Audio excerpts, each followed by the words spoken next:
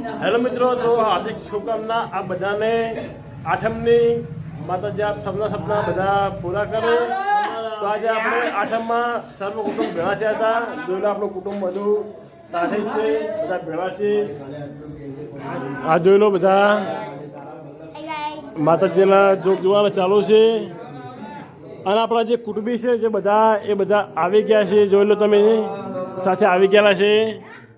અહીંયા અમારા પરોનો રામ રામ બધા આવી ગયા છે. તો આપણે હવે માતાજીનું મસ્ત ગીત ચાલુ કરીશું, જે આપણા બચરમભાઈ પાવળિયા એ વગાડશે અને આપણે થોડું ગીત ગાશું. સાંભળ્યું તમે, જોઈએ આપણે આગળ બન્યા રહેજો વિડીયોમાં.